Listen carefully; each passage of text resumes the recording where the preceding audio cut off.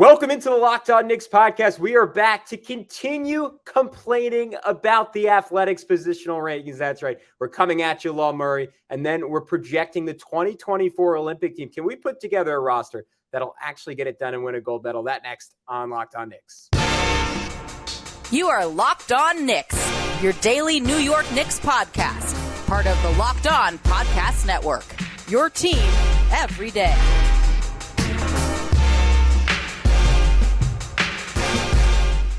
You are Locked On Knicks, and today's episode is brought to you by Jace Medical. Empower yourself when you purchase a Jace case, providing you with a personal supply of 5 antibiotics that treat 50-plus infections. Get yours today at jacemedical.com. That's JASE medical.com. And we wanted to thank you for making Locked On Knicks your first listen today and every day. If you want to become an everydayer, all you have to do is subscribe on YouTube and hit that notifications bell to ensure that you never, ever miss an episode. And be sure to do the same on the audio side. But if you're a little bit of a weirdo like us, and that's not enough for you, you can text with us on a daily basis. All you have to do is click the link in the episode description. It'll take you right to our subtext, which means you get to text Alex and I every day. And we get to text you every day if you want. Our latest thoughts after Knicks games, on rumors, on news, and Alex on disrespect. We are getting into the Athletics ranking. He is the editor-in-chief of the Strickland. I am your favorite play-by-play broadcaster's favorite play-by-play broadcaster, self-dubbed, or Alex dubbed.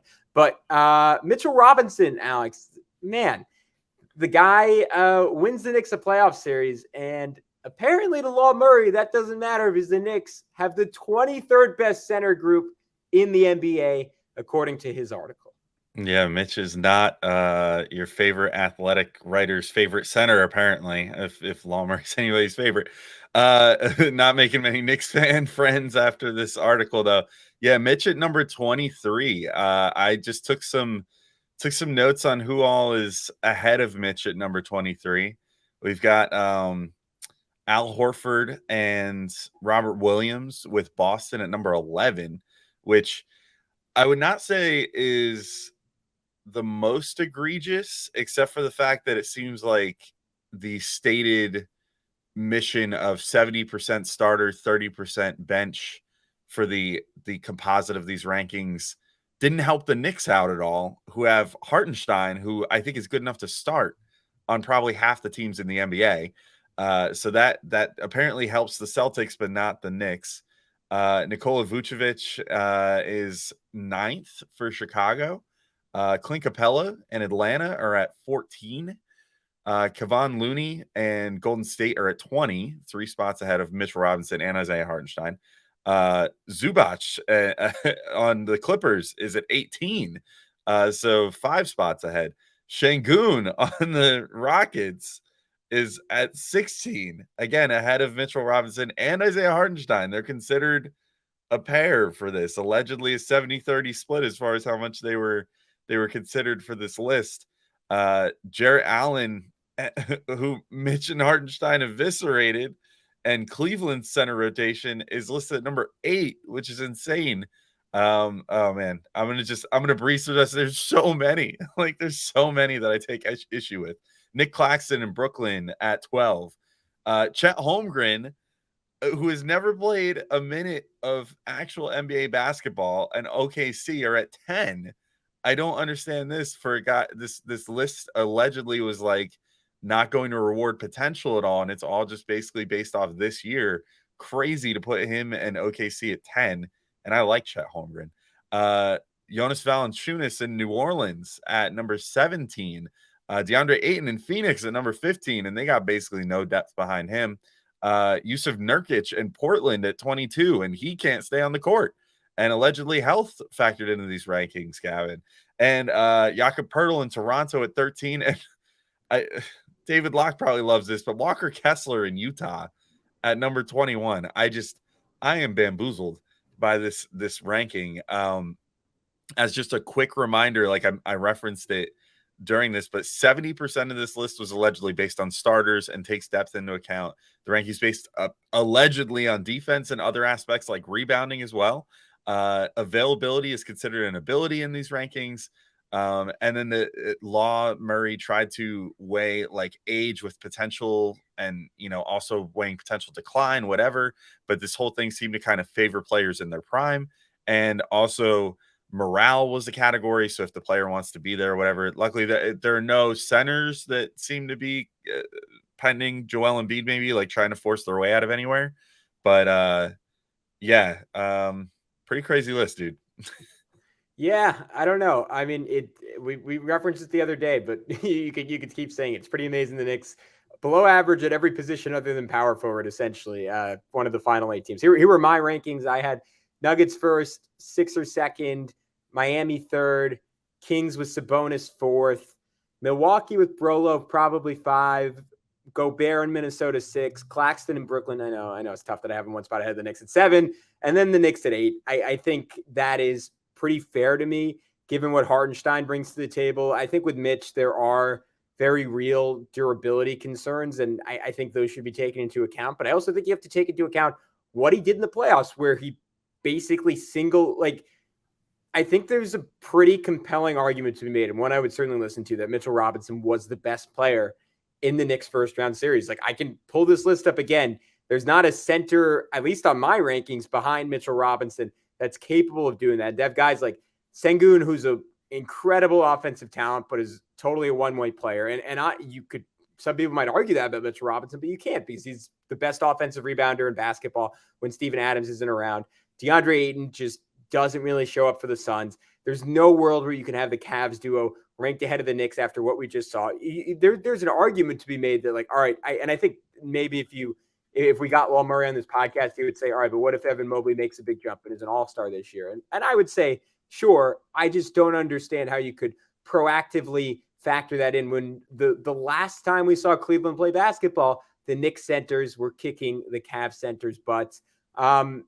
Walker Kessler's awesome. I don't think he's quite there yet from a physicality perspective, as we saw in FIBA. Alex, I can go on and on and on, but I'll throw it back to you. What do you think?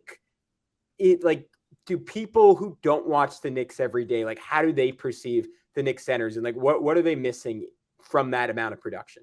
I mean, I think if you look at, I don't mean to like disparage what this dude did, Law Murray, with the Athletic completely, but my impression looking at a lot of his rankings in this thing was that he basically just went on basketball reference pages, because if you just look at basketball reference pages, I think that Mitchell Robinson can look a little underwhelming. You know what I mean? Like, you look at the stats and it's like, typically he's, I forget what his total was to end last year, but typically he's like just under 10 points, just under 10 rebounds per game. So you're not even like, oh, a double threat, which is always like one of those like buzzy things that'll, get somebody's eye. And just like in general, his box score numbers don't show what he actually, so last year, 7.4 points, 9.4 boards, and about 2 blocks in 27 minutes, shot 67%. And then Hartenstein shot 53%, had 5 points, 6.5 boards, and a block per game. So, I mean, combined, they're a double-double center easily. But, just looking at one versus the other, like, or just looking at both of them, it looks underwhelming on paper, but their impact is just crazy because, if I had to guess, I would say that Law Murray didn't look at like Mitchell Robinson's box out statistics and, the rebounding percentages for the Knicks when he's on the floor, because so often he just acts like a brick wall that takes the opposing center out of any opportunities for offensive rebounds. He himself gets tons of offensive rebounds and is always one of the tops in the league at that. And then Mitch has also gotten really good. Like, if you don't watch Knicks tape, you don't understand like the strides Mitch has made as far as like judgment when he gets one of those offensive rebounds, of knowing when he should put it back up, when he should kick it out, and like start a chain to, get a new, better shot for the Knicks. Like, he does so many great things on the court that I feel like go underappreciated by a box score. And I think if that's like, I think if there was one reason I could think of why people in the national media would be underrating Mitch and underrating the Knicks center rotation, it would be that. But like, he and Hartenstein, like, both won the Knicks a lot of games last year, I think. And Hartenstein in particular, I feel like sort of got shafted here in a similar way to how we were railing on like quickly getting shafted yesterday. In that, I think that he's a starter caliber player that comes off the bench for this team that it isn't really appreciated as such. Just like Emmanuel Quickly seemingly isn't as well when it came to the other rankings for the Knicks yesterday at like point guard and shooting guard. So yeah, I think that's probably, if I had to take a stab at it, why the Knicks are generally underappreciated. Yeah, I think it's going to be fascinating to see if Mitch ever kind of gets his credit, and that could be something we talk about down the road. Maybe in the Olympics, he'll finally get his credit, because I don't think he's ever going to like grossly exceed what he did last year statistically. I can't imagine and if he's going to have a career scoring year, it's probably going to be in the next year or two before his athleticism starts declining a bit. But I could see him maybe getting up to like 12-9 this year, 12-10 this year. But I don't think there's ever going to be that jump there. And his contributions might not ever be accurately reflected, at least in terms of rankings like this. But I think anyone who really watches basketball and a whole horde of advanced metrics that paint him as a top 50 player, I think there's stuff out there that captures just how good he is and just how important he is to the Knicks. Alex, reading these rankings made me feel sick. But if I ever got really sick, what's something I could do for myself? Well, it's good to be prepared, Gavin. And if you find yourself in a situation where you're not able to get to medicine or whatever, there is, for example, a hurricane working its way up the East Coast right now that could possibly make landfall here within the next week or so, which is crazy. And if something like that would ever come up, you should be empowered to care for yourself and your loved ones during the unexpected. And that's why Jace Medical offers the Jace case. The Jace case provides 5 life-saving antibiotics for emergency use and gives you a peace of mind so that you are not just hoping that you have access to medication in an emergency. Jace Medical makes sure you have the medication in hand, and Jace Medical is simple. They handle everything from the online evaluation to licensed pharmacy medication delivery and ongoing consultation and care. So don't get caught unprepared. Save more than $360 by getting these life-saving antibiotics with Jace Medical, plus an additional $20 off by using code LOCKEDON at checkout on jacemedical.com. That's JASE medical.com, promo code LOCKEDON. All right, and we're back in to continue going through these athletic positional rankings, Gavin. And as much as we've been talking about the Knicks getting disrespected up and down these rankings, Brunson and the point guards at 12, Grimes and the shooting guards at 18, RJ and the small forwards at 23, and Mitch and the centers at 23. Then we've all of a sudden got Julius Randle, number 3 on these rankings. And that raised my eyebrows a bit too. Although once I sat and thought about it, I was like, this is not that crazy. Like the power forward position is pretty sparse these days. And I know a lot of fans are ready to just kind of like shoot Julius into the sun. Including us. I always have to say that sometimes. Including us from time to time. Not so much last year. I think we saw the value in Julius pretty quickly last year. In the playoffs a little bit. But yeah. But certainly the year prior, we were ready to shoot him into the sun. But yeah, I mean, there's a pretty compelling case here. Like, so Giannis came in at number 1, obviously. Anthony Davis at number 2, I would say also, obviously. And then Julius at number 3, followed by, to fill out the rest of the top 9, Jaren Jackson Jr. at 4th, Siakam at 5th, Zion at 6th, Mobley at 7th, Cat at 8th, and Porzingis at 9th. Of course, this comes with their respective teams and their respective depth on those teams. So that's, the Grizzlies depth at the 4, the Raptors depth at the 4, which apparently doesn't include Scotty Barnes because he's a shooting guard, as we learned yesterday, according to these rankings. Zion, and the rest of the Pelicans, Mobley and the rest of the Cavs, Cat, the rest of the, you get the picture. So yeah, I could sort of see this one, Gavin. And maybe that makes me a total homer that I'm like, every other ranking the Knicks are being disrespected, but the one where they're high, totally fair. But I don't know, it seemed pretty good to me. All right, let me throw some ones at you. Okay, here was the first one that stood out to me.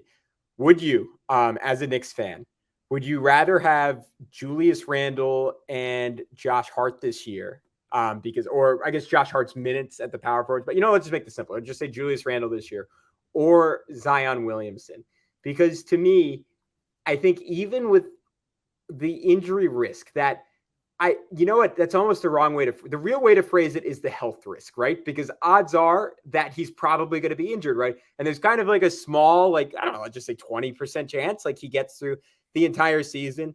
But if you're the Knicks, and even if you're the Pelicans, I would say your championship equity, just having Zion on your roster, goes so far up that just for this season, not even the future, I think I would still probably take Zion and say, like, hey, odds are he's not going to be healthy and it's going to torpedo your season.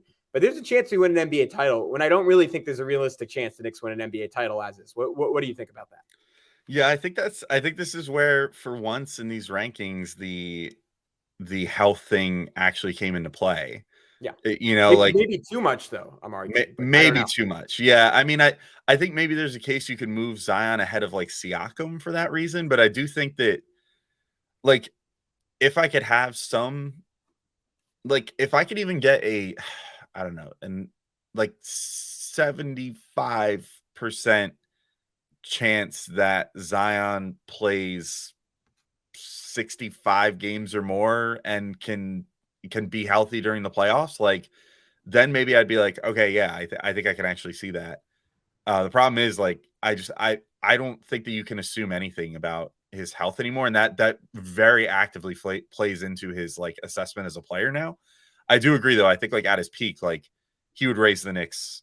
He would absolutely raise the Knicks ceiling to potential championship heights. Like, if you replace Julius Randle with him, and you could guarantee he's healthy. I mean, the guy scores like 28 points per game, barely taking a 3-pointer, because he literally shoots like 65% on high volume from basically just getting inside and finishing inside, which is crazy.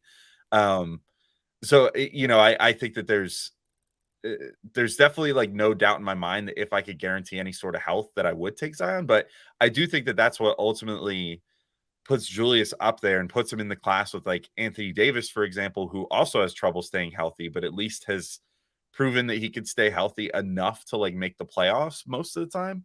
And, like, be load managed or whatever, and at least get his body right when it matters. I think that's probably the differentiating factor there. But, like, Julius, I mean, I know this sounds kind of weird considering Julius hurt himself real bad last year, and it probably affected his playoff performance, but that's like the exception for him, not the rule. Like, typically he's just healthy all the time and plays a style of basketball that is very safe, in terms of only getting vertical when he has to, and doing a good job of, like, protecting his body on the court. Like, I think that is a skill. So I could see what you're talking about other guys potentially having a higher ceiling, but I think that when you factor in the floor, I don't have a problem with, like, Zion landing where he is, because the floor is literally nothing with him, which is pretty crazy. Yeah, I think it's a totally fair argument. It's probably in some ways the more logical one.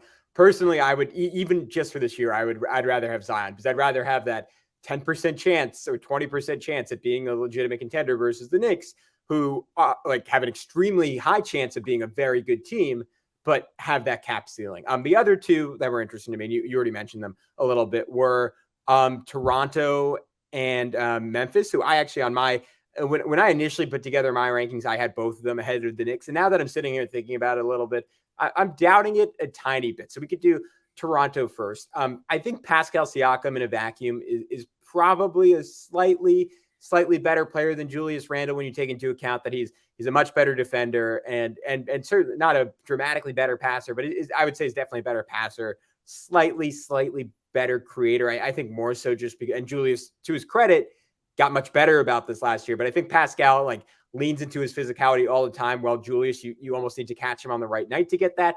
The counter arguments are that Julius is a much better 3-point shooter, or not much better, but better, taking twice as many threes. And for the Knicks, I think that is incredibly important, and it would make Siakam, just as he is on Toronto, because they don't have any shooting either, a pretty poor fit on the Knicks in terms of style of play, unless you're going to play him at center, but that comes with its own issues. And then the backup spot, like I think Toronto's mostly playing Chris Boucher there. I'm going to take Josh Hart every day of the week in that matchup. So I see the argument for the Knicks over Toronto. But Alex, I know your all-time love interest, other than your wife, maybe even including your wife, is Brandon Clark. And Jaren Jackson Jr., Olympics aside, is a pretty incredible NBA player. Part of the reason he didn't do that well in the Olympics is because he's not a center. He's a power forward. That was the other one that had me kind of like, he has so many foul issues, and at times was only playing like 27 minutes a game last year because of it. So that's kind of the counter argument here, but he's such a good defender. I could definitely see the argument for having Memphis ahead of the Knicks here. Yeah, I could see a world. I mean, like, yeah, he's going to be a defensive player of the year candidate like pretty much every single year. You know what I mean? Like he's really, really good on that end. I do think he's more limited on offense, which plays into it. Like I will say out of this list, like I think there are only all right, I guess you can include Cat in this, and obviously Zion if he's healthy, Siakam too. Like there's only so many guys that you can just kind of like hand the ball to and be like, go figure it out. And like Julius, I think is arguably the best one, just based off the fact of like the pull-up 3-point shooting, the step back 3-point shooting. Like he's the most like a bucket out of these guys. I know I'd say Cat is, or maybe Cat.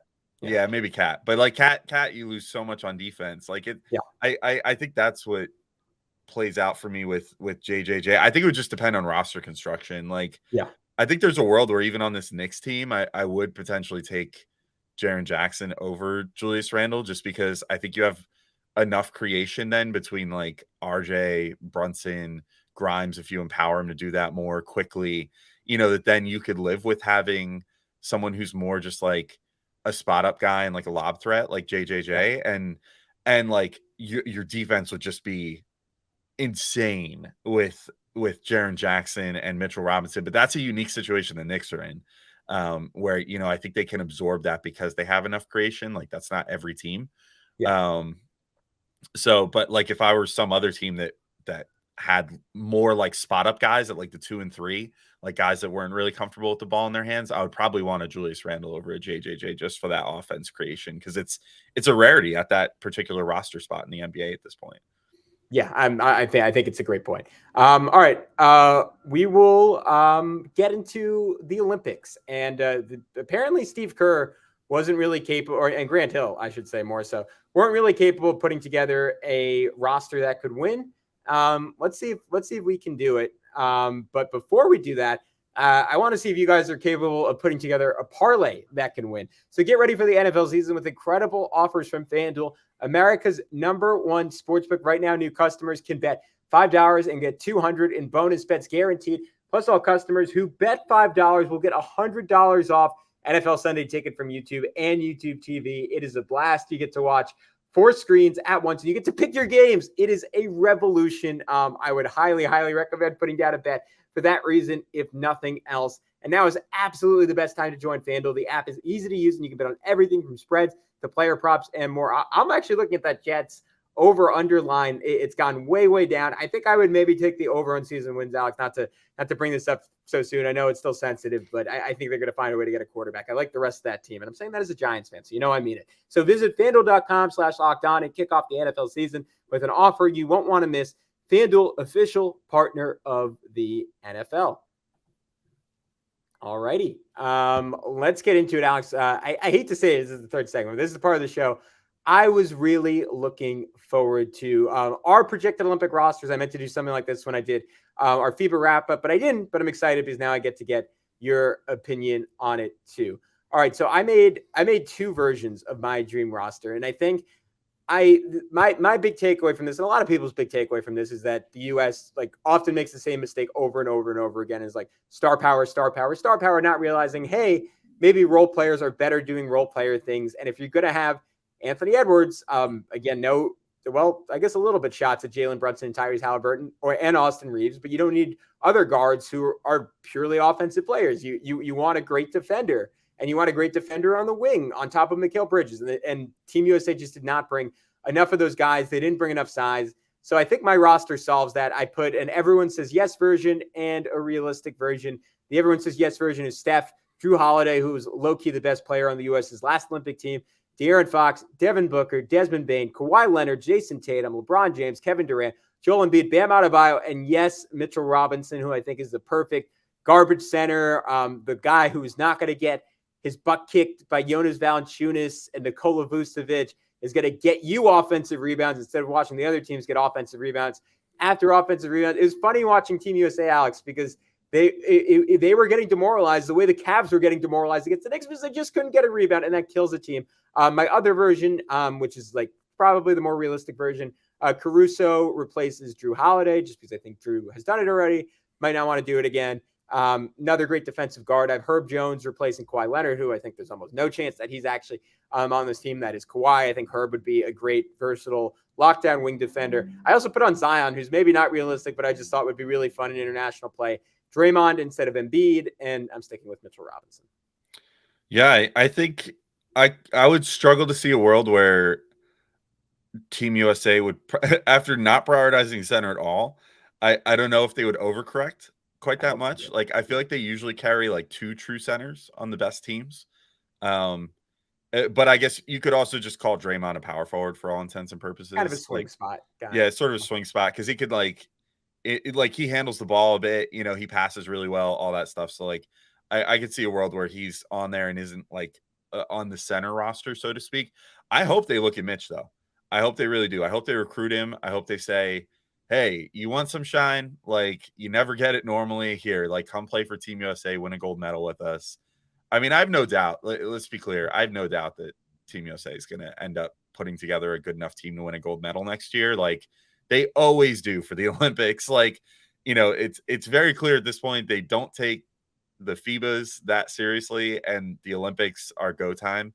I still thought the team this year was really good, and I was disappointed that they didn't win gold or any medal at the FIBAs, but I think they're going to definitely put together a better roster next year. I guess if I'm looking up and down on yours, like, so first off, I got 2 objectives here. First, to just point out any spots that I don't necessarily agree with, but the other thing is try to shoehorn Knicks into this, right? Right. Because we're, you know, obviously it's locked on Knicks, right? So if I'm looking, I'm going to just focus in on the realistic one because I agree with you. I think like Drew Holiday. I mean, there seems to be a groundswell of guys saying that they're willing to come back, but I feel like he's probably done. Yeah. I agree with you. I don't think Kawhi would do it because of the injury concerns and everything. Zion, I kind of feel similar. Like, I wonder if Zion, his agent, whatever, would be like, why don't you worry about getting yourself right first, like, and getting your health correct before you start playing? Be good for him. He won't be eating. He won't be doing other stuff. He'll be overseas. He'll be maybe he will be eating in Paris. But yeah, sorry, go ahead. True. Yeah. I mean, maybe it is like a way to be like, hey, this is a way for you to have a runway into being in shape going into the season. So yeah, maybe that's the devil's advocate. So I won't push back on that one too hard. But I could see a world where maybe you include Julius Randle there. I don't know. He's a good passer. I think he's got a style that's well suited for international ball and that he can handle the ball. You know, he likes to run when it's presented to him. Like we see, like the Knicks don't do it often enough, but early last season, he was getting out in transition, getting a lot of transition dunks and stuff, which is big on Team USA at its best. So, you know, that'll be a place where I would say maybe we could shoehorn him in. The other spot I would say though, like, and I could see this guy getting looks like Caruso definitely fits that mold of like a guy that you would want to like, you know, be a stopper or whatever. And, you know, just be like, hey, this guy might not be the most glamorous dude, but we could throw him out there and he can, you know, complete a defensive possession against us if some, you know, if some other guy on the other team is going crazy. That's a spot where I would say though, why not Quentin Grimes? I don't know. I could see it. Like, Quentin Grimes 1v1 Jimmy Butler in the playoffs and did a really good job with it. Like a better job than probably anyone in the last 5-6 years has done on Jimmy Butler. And he's one of the hardest guys to guard in the NBA when he's really on because he draws fouls. He has every level of scoring at his disposal. Like he's a really, really good player. So yeah, I would say maybe Quentin Grimes is like that token like role player that could shoot the 3, that could play really good defense. That's not a star level player. That kind of always makes these teams that you want to just have there is like break in case of emergency, throw this guy in just for defense. I say, you know, why not? Why not Grimes? Why not Quickly? I think either of them could potentially get a look there. I think Grimes was on the select team this year, right? Yes, he was. Mm-hmm. Yeah. So, I mean, he's got a foot in the door. And Quickly wasn't though, right? Quickly wasn't on the Quickly select wasn't, team. but that Yeah. for all we know, that was his choice. I Yeah. thought it was interesting. Kevin O'Connor, the Ringer, shout out, even though I don't like him for some other reasons. He threw out Emmanuel Quickly as a potential option for the Olympic team, and he was just saying like, why not have like a role player who does a little bit of everything, and that is Emmanuel Quickly to a T. And I just all the defensive breakdowns this team had, I don't think they would have happened with Emmanuel Quickly out there. And it's this interesting thing, right? Because obviously, in a Knicks context, as much as we love IQ, right? There's no world where we're ever taking him over Jalen Brunson. I think there's a pretty compelling case that the FIBA team would have been better off for having Emmanuel Quickly than Jalen Brunson, and having someone who's such a good communicator defensively, who just never seems to be out of position on that end of the floor, and is a little bit more content to play off the ball, and is able to play off the ball, but can still pass, can still create a bit, can still attack a mismatch, can still get you a shot at the end of the shot clock if the ball ends up in their hands. So I think there's a good case for him. Grimes, my only hesitancy was I think that is probably just Desmond Bane's spot to lose. The argument you could make there is that Grimes is kind of the in-between of him and Caruso, and that he gives you that absolutely elite perimeter defense, but he's a much better shooter than Caruso is. I think just everything Caruso does with loose balls, and the fact that you look at like there are advanced metrics that isolate like offense and defense, and a lot of them have Caruso as like the single best defender in basketball. So that was weighing in my mind. But I do think there's a world where Grimes in year 3, like a little bit stronger, full off season where he's seemingly fully healthy, he comes out this year and he's in that mix, right? He's a candidate for all defensive team, which I'm sure is something we'll talk about as the offseason goes along. But if he has a season like that where he makes an all defense team, shoots 40% from 3 on high volume, like he's probably a couple no's away from being on that Team USA, which I don't know about you, Alex. I would get such a kick out of watching him, like LeBron's last Olympic run, Steph's first Olympic run, KD's last Olympic run, and who's on the floor with them? Quentin Grimes, man, that would get me fired up. So that would be really cool.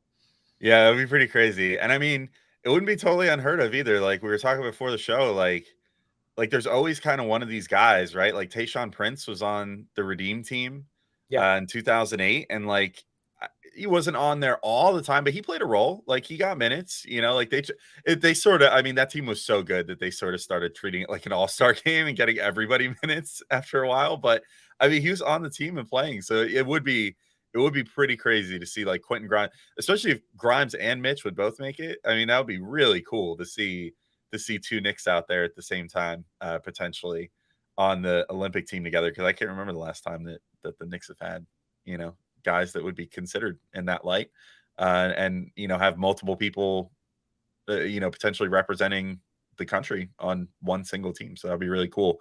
I'll just throw one last thing out there. Do you see any world where Brunson and or Josh Hart makes it again? Because I'm kind of with you. I kind of think that there might be a better chance for one of the like role players on the Knicks at this point, because they'll already have some Brunson-esque dudes there that are just kind of like more shot creators and scorers, like you said. I don't think so with Jalen Brunson. And that's surprising because at the beginning of the summer, people can scroll back if they're so inclined. I got into a whole Twitter argument saying, I honestly think Jalen Brunson's going to make the team, because we heard how Steve Kerr talked about him and how it seemingly all of Team USA valued Brunson as the clear-cut leader of this group. And it seems like they kind of came in from day one. And like, I think you used this term too, like he was the alpha of this group. And then it just didn't translate to on the court, because Anthony Edwards was ultimately like their best scorer and the best guy to put the ball in his hands. We can argue if Jalen Brunson had just taken the amount of shots that Anthony Edwards did, maybe he would have had the same production on the same efficiency, right? I'm totally open to that being a possibility, but because he was a point guard and because I think Steve Kerr was trying to empower him to sort of be the Chris Paul of this team, Brunson was caught in between of what his game normally is and how he felt he should tailor his game to his teammates. And I think because of his skill set, like that, like just the way he plays on the Knicks is the way he should always play, and the way he's best at playing. And there's just no world, even running the second unit, where he gets to play that way with this team. I think the reason you take someone like De'Aaron Fox over him is, or even like if his image is rehabbed at that point, someone like John Moran, is you want someone who can just get really easy shots. And I think of someone with blinding speed who's just going to create layup after layup after layup for everyone else on this team. And as good as Brunson is, that's not really his skill set. As far as Hart, I think the issue there is that he's just not a Quentin Grimes level defender, right? He's really, really good on that end of the floor, and he'll make some hustle plays that no one else in the world will make. And there's incredible value in that. But I think we saw, because there were a lot of times where Steve Kerr was like, all right, Josh, go get Shai Gilgeous-Alexander, go guard. They didn't play Luka Doncic, but go guard Franz Wagner. And he was able to do decently on those guys. He wasn't getting toasted, but he couldn't really slow them down in the way I think a Herb Jones and Alex Caruso or even a Quentin Grimes potentially could. And because of that, like, not that the hustle stuff loses value, but especially in a game where the bigs are more paint bound and he has less room to get those fly-in rebounds and putbacks, I think he loses just a little bit of value. Yeah, I'm with you there. I think Hart is a definite, probably not going to make it. I think Brunson, maybe there's an outside shot. Like, I could see, like, if De'Aaron Fox doesn't end up doing it, like, why not just throw Brunson in there? I think that he offers you a similar look to, like, skill set wise what Steph Curry can give you. And the fact that he's, really good 3-point shooter, really good at, getting inside and kicking out and all that stuff. So, I could see a world where Brunson still makes it. And maybe he even makes it just on merit from this past year, where they say, you know what, we'll give you the edge over someone like a De'Aaron Fox because you were here and you put in the time and all that stuff. That does matter, in terms of, like, national team commitments and stuff. So we'll see how it all goes. But that's we got plenty more time to discuss that, because there's a little bit of time before the Olympics next year. So we'll keep you guys updated on that. Of course, we also have lots more content leading up to the season here coming up. But for today, we're going to sign off, and we will talk to you guys all very soon. Peace out, everybody.